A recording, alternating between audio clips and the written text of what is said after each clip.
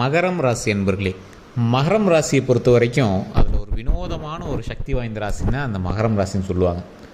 கடவுளினுடைய அனுகிரகம் பெற்ற ராசிகளில் சில குறிப்பிட்டதக்க ராசிகள் மட்டும்தான் இருக்குங்க. அதில் அந்த மகர ராசிக்காரர்கள் எதை நினைத்தாலும் அதுக்கு ப்ரீ பிளான் பண்ணி பண்ணுவாங்க.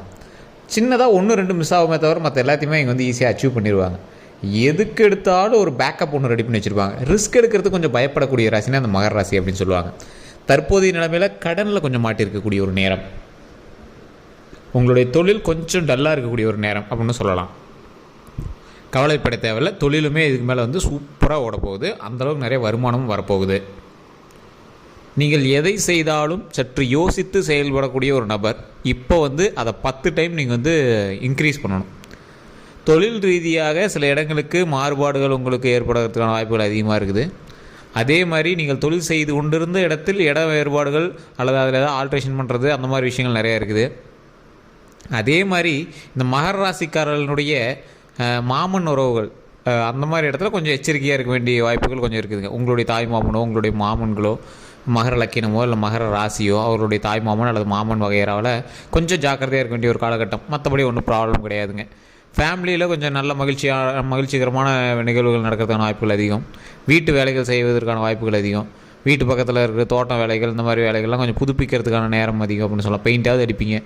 வண்டி வாகனங்கள் கொஞ்சம் பழுது பார்க்க வேண்டிய ஒரு காலகட்டம். மருத்துவ ரீதியான செலவுகள் கொஞ்சம் இருக்கிறதுக்கான காலகட்டம். டைஃபாய்டு, இந்த காய்ச்சல், ஏதாவது சின்ன சின்ன காய்ச்சல்களாவது இருக்கும், அதுக்காக நம்ம செலவு பண்ணியிருப்பீங்க. இல்லை உங்களோட உறவினர்களுக்காக நீங்கள் மருத்துவ ரீதியான செலவுகள் பண்ணியிருப்பீங்க. இந்த மாதிரி நிறைய விஷயங்கள் வந்து பண்ணியிருப்பீங்க.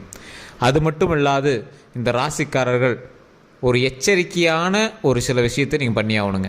எந்த மாதிரி விஷயம் அப்படின்னா, இந்த ராசிக்காரர்களுக்கு தொழில் சம்மந்தப்பட்ட எந்த ஒரு விஷயம் பண்ணிங்க அப்படின்னாலும் சின்ன சின்ன தடங்கல்கள் வந்து தான் அது வந்து சரியாகுங்க. எதை பண்ணிங்கனாலும் சின்ன சின்ன தடங்கல்களை நீங்கள் வந்து டச் பண்ணி தான் அடுத்த ரீஜியனுக்கு நீங்கள் வந்து போயாகணும். அதே மாதிரி இந்த ராசிக்காரர்கள் எந்த ஒரு தொழிலுக்கு போய் நீங்கள் நின்னீங்க அப்படின்னாலும் எவனாவது உங்களுடைய எதிரி உங்கள் பின்னாடியே தான் சுற்றிட்டு இருப்போம். உங்களை மாதிரியே ஒருத்தன் பண்ணுறவன் உங்கள்கிட்ட வேலை பார்த்துட்டு போய் இன்னொருத்தங்கிட்ட வேலை பார்ப்பான். இல்லை உங்கள்கிட்ட வேலை பார்த்துட்டு போய் அவன் தனியாக தொழில் தொடங்கியிருப்பான். சரி, ஒரு எக்ஸாம்பிளுக்கு நீங்கள் டீ கடை வச்சுருப்பீங்க, உங்களுக்கு எதிர்க்கவே அவன் வந்து டீ கடை வைப்பான். ஸோ இந்த மாதிரி விஷயங்கள் உங்களுக்கு நடக்கிறதுன வாய்ப்புகள் அதிகம். ஸோ அந்த விஷயத்தில் கொஞ்சம் ஜாக்கிரதையாக இருந்துக்கணும். அதே மாதிரி சொந்த பந்தங்கள்கிட்ட நீங்கள் தொழில் ரீதியாகவோ பண ரீதியாகவோ விஷயங்கள் பண்ணிட்டு இருந்தீங்க அப்படின்னா தற்போது நிலைமையில் தேவையில்லாத மனஸ்தாபங்கள் இருக்கிறதுனால காலகட்டம். ஸோ அந்த விஷயத்தில் கொஞ்சம் கவனம் செலுத்துங்க. அதை கொஞ்சம் பார்த்து பக்குவமாக இருந்தீங்க அப்படின்னா ரொம்ப நல்லதுங்க. இந்த ராசிக்காரர்களுக்கு மகிழ்ச்சி அப்படிங்கிறது எதை பேஸ் பண்ணி இருக்கும் அப்படின்னா, மகிழ்ச்சி அப்படிங்கிறது குடும்பத்தோடு இருக்கிறது, பணம் சம்பாதிக்கிறது. இதுதான் நீங்கள் வந்து நினச்சிருப்பீங்க. இந்த ராசிக்காரர்கள் தற்போதைய நிலைமையில் கொஞ்சம் எச்சரிக்கையாக இருக்க வேண்டிய ஒரு காலகட்டம் அப்படின்னே சொல்லலாம். நடுநிலையில் நீங்கள் நிற்பீங்க. எதை பண்ணலாம் அதை பண்ணலாமா, என்ன பண்ணுறனே தெரியல சார், நடுவில் நின்றுட்டுருங்க, என்ன பண்ணுறனே தெரியல, ஒரு ஐடியா இல்லாமல் நின்றுட்டுருக்கு சார் அப்படிங்கிற மாதிரி நீங்கள் நின்றுட்டுருப்பீங்க. அந்த குழப்பம்லாம் இனிமேல் வராது, பிரச்சனையே இல்லை.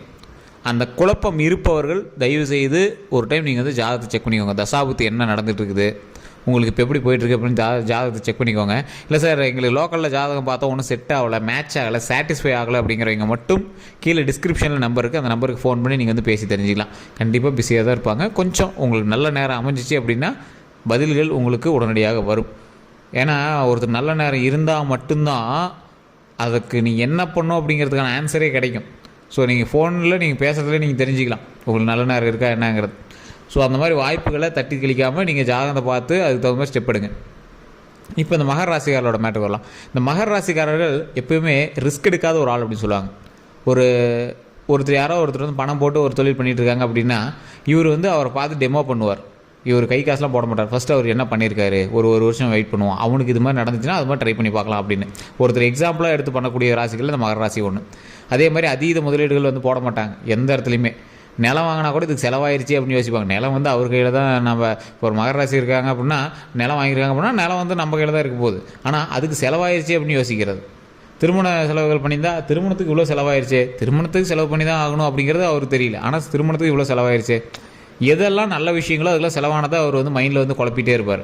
அதெல்லாம் தேவைக்காக தான் பண்ணியிருக்கு, அதுவும் அவரோட தேவைக்காக தான் பண்ணியிருக்கு அப்படிங்கிறதே மறந்து பேசக்கூடிய ராசி இந்த மகர ராசி.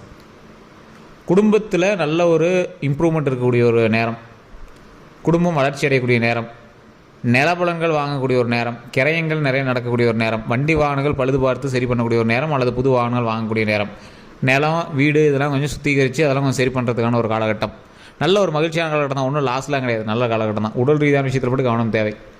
உடல் நுரையீரல் சம்மந்தப்பட்டது, ரத்த ஓட்டம் சம்மந்தப்பட்டது, ஹார்ட்டு, வயிறு, இந்த மாதிரி விஷயங்கள்லாம் கொஞ்சம் பார்த்து கவனமாக இருந்தீங்க அப்படின்னா போதுமானது. மற்றபடி பெரிய ரிஸ்க்லாம் கிடையாது, அதுவும் நல்லா தான் இருக்கும், ஒன்றும் பிரச்சனை கிடையாது. குழந்தைகளுக்கு கொஞ்சம் கவனத்தை செலுத்துங்க. குழந்தைகள்லாம் எதாவது விளையாண்டுட்டு இருக்காங்க அப்படின்னா அவங்களாம் கொஞ்சம் பார்த்து பக்குவமாக விளையாடுவீங்க. தண்ணி விஷயத்தில் கவனமாக இருக்க சொல்லுங்கள், தீ விஷயத்தில் கொஞ்சம் கவனமாக இருக்க சொல்லுங்கள். தண்ணி, நெருப்பு, இந்த 2 விஷயத்தில் கொஞ்சம் கவனமாக இருக்க சொல்லுங்கள். அதேமாதிரி வண்டி வாகனங்கள், சைக்கிள் ஓட்டுறது, இந்த மாதிரி விஷயத்தில் கொஞ்சம் கவனமாக இருக்க சொல்லுங்கள். மற்றபடி தொலைதூர ட்ரிப்போ அல்லது இந்த மாதிரி விஷயங்கள்லாம் பண்ணிட்டு இருக்கீங்க அப்படின்னா அதில் கொஞ்சம் கவனம் செலுத்துங்க. அதை கொஞ்சம் பார்த்து பக்குவமாக போயிட்டு வாங்க. லாங் ரேஸு, ரொம்ப லாங் ட்ரைவ் போய்ட்டுறாங்க, ரேஸ் மாதிரி ஓட்டுறோம், அதெல்லாம் இப்போலாம் கூடவே கூடாது. ஒரு 1.5 மாத காலங்களுக்கு வண்டி வாகனத்தில் ரொம்ப எச்சரிக்கையாக இருக்கணும். அதை நீங்கள் தெளிவாக தெரிஞ்சுக்கணும். அதே மாதிரி இந்த ராசிக்காரர்கள் மருத்துவ ரீதியான செலவுகள் ஏற்கனவே பண்ணியிருந்தீங்க அப்படின்னா பிரச்சனை இல்லை, இதுக்கு மேலே கவலைப்பட வேண்டாம். அதே மாதிரி தொழில் ரீதியான விஷயங்களில் இடமாற்றம் பண்ணலாம் அப்படின்னு யோசிச்சுட்டு இருப்பீங்க. இடமாற்றம் பண்ணிங்க அப்படின்னா லேபருக்கோ அல்லது தொழில் ரீதியான விஷயங்களுக்கோ கொஞ்சம் உங்களுக்கு கொஞ்சம் ஒரு ஷேக்னஸ் கொடுக்க தான் செய்யும். அதனால் கொஞ்சம் பார்த்து பக்குவமாக இருங்க. இந்த ராசிக்காரர்கள், மகர ராசிக்காரர்கள், திருமணத்திற்காக காத்து கொண்டு இருக்கக்கூடிய மகர ராசிக்காரர்களுக்கு திருமணம் அமையக்கூடிய ஒரு காலகட்டம். வெயிட் பண்ணிட்டீங்க, திருமணத்துக்காக நீங்கள் வெயிட் பண்ணிட்டீங்க அப்படின்னா இனி ஸ்டெப் எடுத்தீங்க அப்படின்னா ஆட்டோமேட்டிக்காக உங்களுக்கு நல்லது நடக்குதுங்க. நல்லது நடக்குது அப்படின்னா நீங்கள் இப்போ ஸ்டெப்பு எடுக்கணும். ஸ்டெப் எடுக்காமல் ஆட்டோமேட்டிக்காக அமையுமா அப்படின்னு கேட்டால் அதெல்லாம் ஒன்றும் கிடைக்காது. ஸோ நீங்கள் ஸ்டெப் எடுக்கணும். ஸ்டெப் எடுத்தால் ஒரு ப்ளஸ் பாயிண்ட் உங்களுக்கு கிடைக்க ஆரம்பிக்கும். ஒரு பாயிண்ட் இன்க்ரீஸ் ஆகுதுங்க. 100 பொண்ணு பார்த்து ஒரு பொண்ணு பார்த்து ஒரு ஃபைனல் பொண்ணு அமையக்கூடிய இடத்துல 10 பொண்ணு பார்த்து 10வது பொண்ணு உங்களுக்கு அமையறதுக்கான ஒரு காலகட்டம் பண்ணி வச்சுக்கோங்களேன். அதே மாதிரி இந்த ராசிக்காரர்கள் குழந்தைகளுக்காக போராடிட்டு இருக்கீங்க அப்படின்னா கண்டிப்பாக மேல்மலையனூர் கோயிலுக்கும் பழனிக்கு போயிட்டு வாங்க. பழனியில் திரு ஆவினங்குடி எல்லா ராசிக்காரர்களுமே நீங்கள் ட்ரை பண்ணலாம். இது எந்த ராசின்னு மட்டும் கிடையாது. திரு ஆவினங்குடிங்கிற கோயிலில் வழிபட்டு மேலே இருக்கக்கூடிய பழனியில் வழிபட்டு வந்தீங்க அப்படின்னா மிகப்பெரிய நன்மை நடக்கிறதுக்கான காலகட்டங்கள். நிறைய பேருக்கு தெரியறதில்ல, அதை ட்ரை பண்ணி பாருங்கள். மிக மிக ஒரு பவர்ஃபுல்லான ஒரு விஷயம் அது. நீங்கள் ட்ரை பண்ணி விட்டு நீங்களே சொல்லுவீங்க. மகராசிக்காரர்களுக்கு திருப்பதி ஒரு மிகப்பெரிய யோகத்தை தரக்கூடிய ஒரு இடம். அதே மாதிரி திருச்செந்தூர் முருகன் கோயில், பழனிக்கு போயிட்டு இருந்தீங்க அப்படின்னா உங்களுக்கு நல்லா பாசிட்டிவாக இருக்கும், ஒன்றும் பிரச்சனை கிடையாது. பழனியை விட உங்களுக்கு திருப்பதி ஏழுமலையான் உங்களுக்கு நல்ல ஒரு வைப்பு கொடுப்பார். அதே மாதிரி இந்த ராசிக்காரில் அடிக்கடி நீங்கள் திருப்பதிக்கு போயிட்டு வரீங்களா தான் இருப்பீங்க. தொழில் ரீதியாக வருமானத்தை தருவதற்கு திருப்பதி ஏழுமலையான் தான் சிறந்த கடவுள். நீங்கள் தொழில் செய்யக்கூடிய இடத்துல திருப்பதி ஏழுமலையானுடைய புகைப்படத்தை வச்சு வழிபட்டீங்க அப்படின்னா மிக மிக நல்லது. திருப்பதி ஏழுமலையான் மட்டும் தனியாக நின்றுட்டு இருப்பார் ராஜ அலங்காரத்தில். கீழே லட்சுமி படம் வச்சிருக்க மாட்டாங்க, திருப்பதி ஏழுமலையானுடைய புகைப்படம் மட்டும் இருக்கும். அப்படிலாம் அந்த ஸ்டாச்சு மாதிரி லைட்லாம் வச்சுருப்பாங்க. அது நிறைய பேரெல்லாம் தொழில் வச்சுருப்பாங்க. அது எதுக்குன்னு தெரியாத அளவுக்கு நீங்கள் சும்மா வழிபாட்டுக்கு மட்டும் வச்சுருப்பீங்க. ஒற்றை பெருமாளாக நிற்கக்கூடியவர், ராஜ அலங்காரத்தில் இருக்கக்கூடியவர், தொழில் செய்யக்கூடிய இடத்துல இருந்தார் அப்படின்னா மிகப்பெரிய லாபம் கொடுப்பார். ஸோ அது நிறைய பேர் தெரியறதில்ல. அதை கொஞ்சம் தெரிஞ்சு அதுக்கு தகுந்த மாதிரி வழிபாடு பண்ணிகிட்டு இருந்தீங்க அப்படின்னா அது மிகப்பெரிய ஒரு நன்மை தரும். டெய்லி துளசி வச்சு பாருங்கள். சாமி மேலே ஒரு பூ இல்லைனா துளசி மிகப்பெரிய நன்மை கொடுக்கும். உங்களுக்கே பாசிட்டிவ் வைப்பு தர ஆரம்பிக்கும். ஸோ இந்த ராசிக்காரர்கள் கண்டிப்பாக திருப்பதி ஏழுமலையான் வழிபாடு கண்டிப்பாக பண்ணுங்கள்.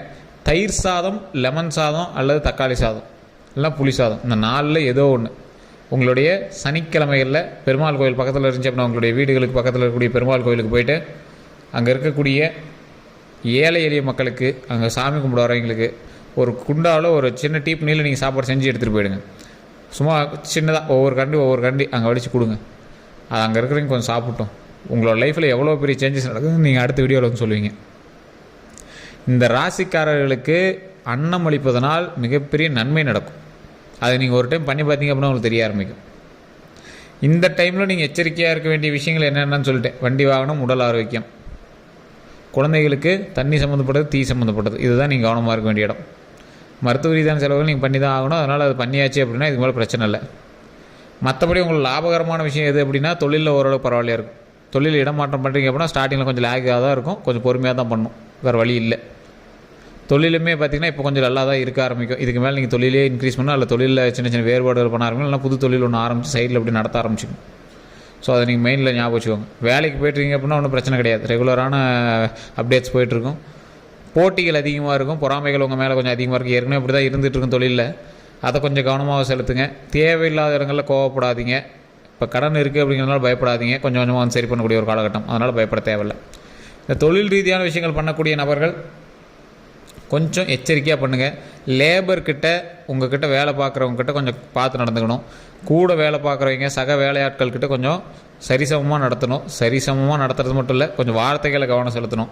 பெண்கள் விஷயத்தில் கவனம் தேவை. ஆண்களாக இருந்தால் பெண்கள் விஷயத்திலையும், பெண்களாக இருந்தால் ஆண்கள் விஷயத்திலையும் கவனம் தேவை. தேவையில்லாத கெட்ட பெயர்கள் வருவதற்கான வாய்ப்புகள் இருக்குது. அந்த கெட்ட பெயர்களை தவிர்த்துக்கிட்டு கொஞ்சம் நீட்டாக இருந்தீங்க அப்படின்னா ரொம்பவே நல்லதுங்க. வேறு ஏதாவது கருத்துகள் இருக்குது அப்படிங்கிற பட்சத்தில் கமெண்ட் செக்ஷனில் பதிவிடுங்க. கீழே வந்து டிஸ்கிரிப்ஷனில் நம்பர் கொடுத்துருங்க. அந்த நம்பருக்கு ஃபோன் பண்ணி பேசி தெரிஞ்சுக்கிட்டு அதுக்கப்புறம் வேறு எதாவது டீட்டெயிலாக இருந்தாலும் சொல்லிடுங்க.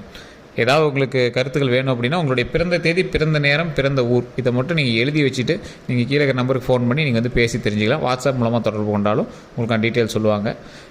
மேலே வந்து லிங்க் கொடுத்துருக்கோம். அதே மாதிரி நம்ம சேனலில் பார்த்துருக்கீங்க அப்படின்னா யூடியூப்பில் பார்த்துருக்கீங்கன்னா சப்ஸ்கிரைப் பண்ணிட்டு பக்கத்தில் இருக்கிற பெல்லை ப்ரெஸ் பண்ணி அதில் ஆல் அப்படின்னு கிளிக் பண்ணிக்கோங்க. அப்போ தான் நோட்டிஃபிகேஷன் வந்து டக்கு டக்குன்னு உங்களுக்கு வருங்க. நிறைய பேர் சார் நோட்டிஃபிகேஷனே வரமாட்டேன்னு திட்டுறீங்க. ஸோ அதை மட்டும் கொஞ்சம் செக் பண்ணிக்கோங்க. அதே மாதிரி நீங்கள் வந்து ஃபேஸ்புக்கில் பார்த்துருக்கீங்கன்னா ஃபாலோ பண்ணி அடிச்சுக்கோங்க. வேறு எந்த கருத்துக்களாக இருந்தாலும் மறக்காமல் கீழே டிஸ்கிரிப்ஷன் நம்பருக்கு ஃபோன் பண்ணி பேசி தெரிஞ்சுக்கோ. நண்பர்களே.